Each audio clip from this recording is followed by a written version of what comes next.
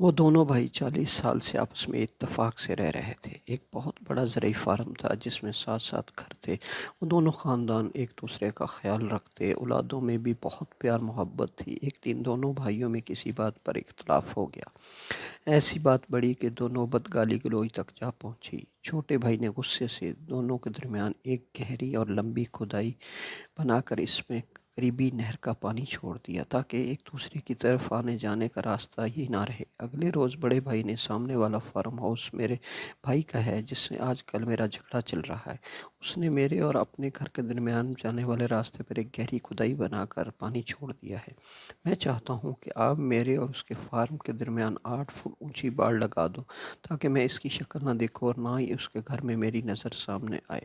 یہ کام جلد از جلد مکمل کر کے دو، جس کی منہ مانگی اجرت دوں گا۔ ترخان نے سر ہلاتے ہوئے کہا، مجھے آپ پہلے وہ جگہ دکھائیے جہاں سے میں نے باڑ لگانا شروع کرنا ہے تاکہ پیمائش کے مطابق ساتھ والے قصبے سے ضرورت مطابق مطلوبہ سامان لے آئیں۔ اس موقع دیکھنے کے بعد بڑے بھائی کو ساتھ لے کر قریبی شہر گیا اور کاریگروں کے علاوہ ایک بہت بڑی ضرورت کا تمام سامان لے آیا۔ پھر ترخان نے ان سے کہا کہ اب آپ آرام کریں، یہ کام ہم پر چھوڑ دیں۔ ترخان اپنے مزدوروں کو کاریگروں سمیت سارا دن رات کام کرتا رہا۔ صبح جب بڑے بھائی کی آنکھ کھلی تو یہ دیکھ کر اس کا منہ لٹک گیا کہ وہ باڑ تو کیا 1 انچ اونچی باڑ کی کوئی چیز نہیں تھی۔ غور کرنے پر معلوم ہوا کہ وہاں تو ایک بہترین پل بنا ہوا تھا۔ ترخان کی اس حرکت پر حیران ہوتا ہوا اس پل کے قریب گیا۔ پل کے دوسری طرف کھڑا اس کا چھوٹا بھائی اس کی طرف دیکھ رہا تھا۔ چند لمحوں میں خاموشی کھڑا کبھی اس پر پل بنے ہوئے پل کو دیکھتا اور چھوٹے آنکھوں میں آنسو آ گئے۔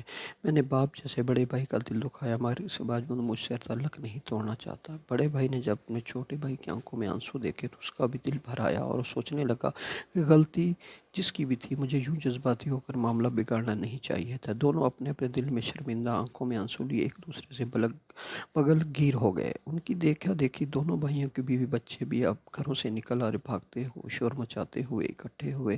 اس ترخان کو ڈھونڈنے کی نظر دوڑائی دیکھا کہ وہ اپنے اوزار پکڑ کر جانے کی تیاری کر رہا تھا۔ بڑا بھائی جلدی سے اس کے پاس پہنچا اور کہا، اپنی اجرت تو لے جاؤ۔ ترخان نے کہا، اس پل کو بنانے کی اجرت آپ سے نہیں لوں گا بلکہ اس سے لوں گا جس کا وعدہ ہے۔ جو شخص اللہ کی رضا حاصل کرنے کے لیے لوگوں میں صلح کروائے، اللہ جلد ہی اسے عظیم اجر سے نوازے گا۔ یہ کہہ کر ترخان اللہ حافظ کہا اور چل دیا۔ نوٹ: کوشش کریں کہ اس طرح کے درمیان پل بنائیں، لوگوں کو ایک دوسرے سے جدا کرنے کا سبب نہ بنے بلکہ جوڑنے کی کوشش کریں تاکہ اللہ ہم سب سے راضی ہو۔ Thank you. پلیز لائک کریں، شیئر کریں اردو ڈائری کو۔ The and.